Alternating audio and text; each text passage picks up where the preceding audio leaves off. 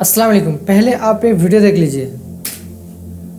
बिस्मिल्लाहिर्रहमानिर्रहीम। मेरे भाइयों, आप वीडियो में देख सकते हैं एक मौलवी साहब हैं जिन्हें कोई दुकानदार बुलाया है अपने दुकान पे खैर व बरकत के लिए, कुरान पढ़ने के लिए और दुआ करने के लिए।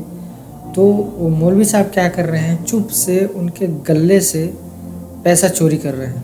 तो मेरे भाइयों, अगर दीन के मतलब सो कॉल्ड जो दीन पे चलने वाले, दीन की खिदमत करने वाले, दीन के दावत देने वाले, यानी जो मौलवी जो कहते हैं कि हम लोग दीन के ठेकेदार हैं, अगर वो ऐसा काम करेंगे तो आवाम क्या करेगी।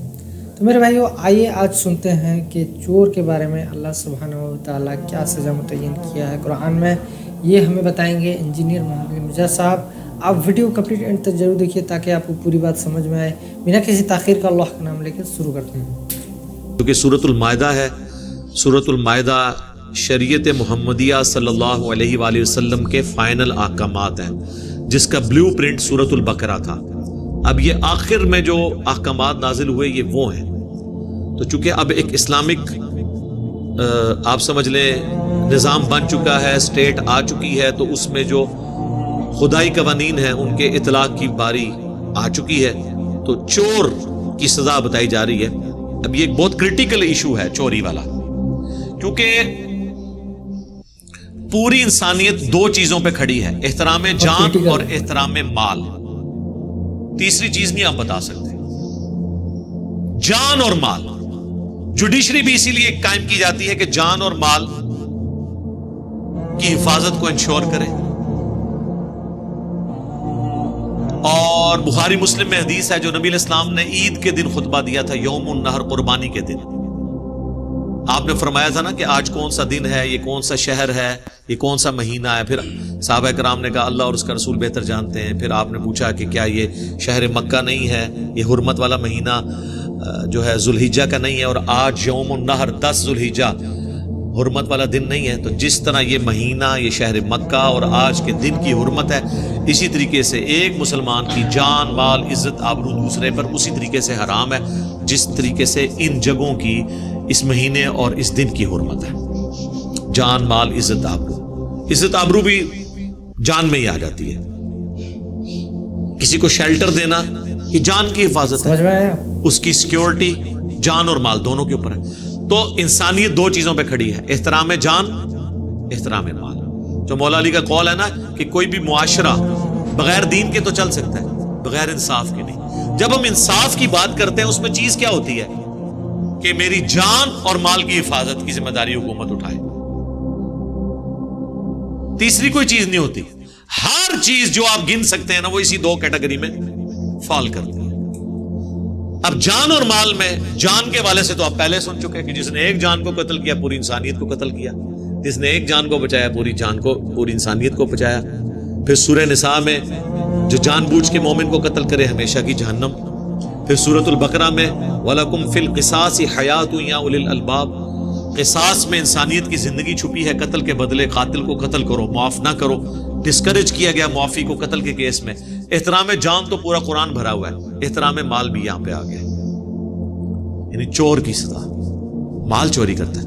वस्सारिकु वस्सारिकातु, चोरी करने वाला मर्द हो या चोरी करने वाली औरत, दोनों को अल्लाह ने जिक्र कर दिया। फक़्तउ ऐदियहुमा, उनके हाथ काट दो। जज़ाअम बिमा कसबा नकालम मिनल्लाह, ये बदला है और इबरतनाक सजा है अल्लाह की तरफ से उनके लिए। लेकिन ज़ाहिर है इसकी डिटेल्स फिर बुखारी मुस्लिम में आई हैं कि वो माल की मालियत कितनी हो जिसके ऊपर हाथ कटेंगे। अब अगर वो मजबूरी में उसने जान बचाने के लिए खाने की चीज चोरी की, फिर उसके हाथ नहीं कटेंगे वेलफेयर स्टेट के अंदर। तो ये बड़ी क़यूद के साथ है। ये नहीं कि कोई भी चोर है तो उसके हाथ काट देंगे, और उस सूरत में कटेंगे जब वो जुडिशरी के सामने केस पेश हो जाए। अगर जुडिशरी के सामने केस आने से पहले ही चोर अपना माल वापस कर दे, माफी मांग ले, फिर हाथ नहीं कटेंगे। लेकिन वंस जुडिशरी में केस चला, अब जिसकी उसने चोरी की थी उसका माल वापस भी कर दे, तब भी तौबा नहीं है उसकी, जब तक हाथ ना कटवा ले। हाँ, हाथ कटवा ले پھر دنیا اور آخرت میں توبہ ہو جائے گی. اسی طریقے سے قاتل کو اگر دنیا میں سزا مل گئی، آخرت کی اس کی توبہ قبول ہو گئی. پھر وہ نہیں کہہ سکتا کہ میں نے معاف کیا، چور کے ہاتھ کٹیں گے. کیوں؟ ڈیٹرنس ہو جائے معاشرے میں. اب دیکھ لیں جہاں پہ یہ سزائیں ہیں، UAE کے اندر ہاتھ کٹتے ہیں جی، آپ وہاں پہ دکان سونے کی بھی کھول کے نہ چلے جائیں، کوئی آپ کی چوری نہیں کرے گا. گاڑی کو لاک بھی نہ کرے، آپ کی گاڑی کہیں نہیں جائے گی. جناب وہ پلانٹ ارتھ سے کہیں وہ دوسرے سیارے میں بھی کوئی لے جائے نا، وہ وہاں سے بھی ریٹریو کریں گے، جو ان کا پولیس کا نظام ہے. آج گورے بھی بڑے حیران ہیں. انہوں نے شیخ کو وہاں پہ بلا کے کہا کہ آپ بیسک ہیومن رائٹس کے خلاف چل رہے ہیں. اس نے کہا کہ بیسک ہیومن رائٹس کیا ہیں کہ تمہارے ملک میں 1 منٹ کے لیے بجلی بند ہو جائے تو کیا ہو جاتا ہے؟ آؤ میرے ملک میں، جہاں دل کرے گاڑی کھڑے کر کے چلے جاؤ، جو مرضی آپ بتاؤ. یہ دیکھو تو کیا میرا پورا ملک جو ہے وہ ٹنڈا ہو گیا ہاتھ کٹوا کے؟ چاندے کے ہاتھ کٹے. سر چور کو اگر پتا ہو میرے ہاتھ کٹ جانے ہیں، اور پھر وہ پوری ڈیٹیلز ہیں حدیث کے اندر، پورا چیپٹر ہے آپ کو مشکات کی دوسری جلد میں، بخاری مسلم ابو داؤد ترمذی کے حوالے سے. 1 دفعہ چوری کرے گا 1 ہاتھ کٹے گا، دوسری دفعہ چوری کرے گا 2 ہاتھ کٹے گا، پھر چوری میں معاونت کی کسی کے ساتھ پھر اس کا ٹانگ کٹے گی، پھر اس کے بعد اگلی ٹانگ کٹے گی. اور اگر چور کے ہاتھ کٹے ہیں تو اب وہ شریف معذور ہے، اس کا خرچہ اسٹیٹ اٹھائے گی. جی یہ نہیں ہے کہ اس پہ ہمیشہ کے لیے داغ لگ گیا. جس کے ہاتھ کٹتے ہیں ان کے وظیفے لگاتے ہیں وہ کہ بھئی اب یہ کام نہیں کر سکتا، ویلفیئر اسٹیٹ میں ہم اس کا خرچہ دیں گے. تو جس نے ہاتھ کٹوانے تو کٹوا لے وہاں جا کے. تو اسلامک سزاؤں کی ڈیٹرنس کی وجہ سے مستقبل کے لوگوں کے ہاتھ بچ جاتے ہیں. ایک چور کا ہاتھ کٹتا ہے نا، ہزاروں لوگوں کے ہاتھ بچ جاتے ہیں. اور جن ہزاروں کی انہوں نے چوریاں کرنی ہیں ان کا مال بچتا ہے. اور آپ کو پتہ ہے چور تو بعض کا جاتے ہوئے گولی بھی مار جاتے ہیں. چوری کو آپ چھوٹی چیز سمجھ رہے ہیں؟ کئی چوریوں کے اندر بندے نہیں مر جاتے. تو یہ چوری کو کہنے میں تو چوری مال کی ہے، لیکن وہ تو جان بھی قتل ہو جاتی ہے اس کے. بس یہ نہیں ہوتا.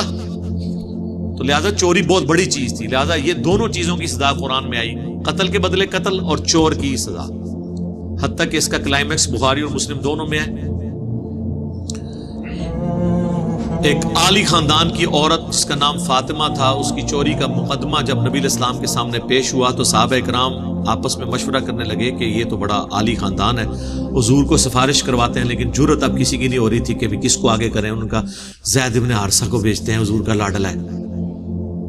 بھائی حضور کا لاڈلا جتنا مرضی لاڈلا ہو، اللہ کے احکام کے معاملے میں نبی علیہ السلام سے زیادہ سخت کوئی نہیں تھا، اور اپنی ذات کے معاملے میں آپ سے بڑا رحیم کوئی نہیں تھا. یہ اسی پیغمبر نے کہا نا کہ جو لوگ فجر کی نماز میں مسجد میں نہیں آتے، بخاری مسلم میں حدیث ہے، گھروں میں مرد پڑھ لیتے ہیں، مجھے عورتوں بچوں کا خیال نہ ہو میں ان کے گھروں کو آگ لگا دوں. یہ رحمت للعالمین کا ہی فتویٰ ہے نا، اپنی ذات کے لیے نہیں، اللہ کے احکامات کو اسٹیبلش کرنے کے لیے. نبی علیہ السلام کو جب سفارش کی گئی، اب زید تو تھا بچہ، اسامہ ابن زید ابن حارثہ کا بیٹا، حضور کے پوتوں کی مانا. اسامہ تو تھا بچہ، حضور نے اسامہ پہ غصہ ہی نہیں کیا. آپ نے کہا جو بھیجنے والے ہیں نا میں ان کو، آپ نے نماز کے بعد کہا کہ ممبر لگاؤ مسجد میں، سب کو اکٹھا کیا. آپ فرمایا تم مجھے اللہ کے احکامات کے معاملے میں سفارش کر رہے ہو، تم سے اگلی قومیں اسی لیے برباد ہوئی، ان کے اشرافیہ کے لیے اور قوانین اور عام لوگوں کے لیے اور ہوتے تھے. اللہ کی قسم اگر میری بیٹی فاطمہ بھی چوری کرتی میں اس کے ہاتھ بھی کٹوا دیتا. اب کوئی اگلی بات رہ گئی تھی. حضور نے اللہ کے احکامات کو اسٹیبلش کرنے کے لیے خاتون جنت، حضور کی لاڈلی بچی، جنتی عورتوں کی سردار، ان کی بھی مثال دینے سے گریز نہیں کیا، اور یہ کوئی گستاخی اور توہین شمار نہیں کیا. لہذا جب کبھی کوئی مثال دی جاتی ہے تو اس کو مثال کے طور پہ ہی لینا چاہیے.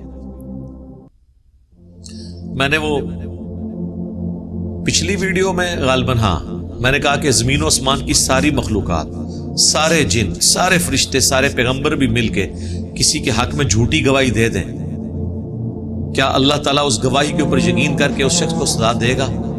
نہیں.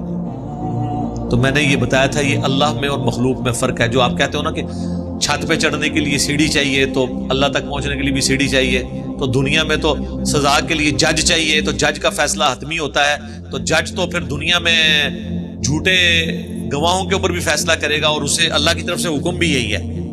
اگر ایک بندے نے جھوٹی قسم کی وہ تو دل کے حال تو نہیں جانتا، لیکن اللہ تعالیٰ کے لیے پھر جج کی مثال تو نہیں دی جا سکتی، لہذا اللہ کے لیے سیڑھی اور چھت کی مثال بھی نہیں دی جا سکتی۔ تو وہ ایک بھائی نے مجھے نا درس میں بیٹھے تھے، بعد میں ٹیکسٹ میسج کیا، جی یہ جملہ کاٹ دیں اس میں سے نا۔ میں نے کہا کیوں؟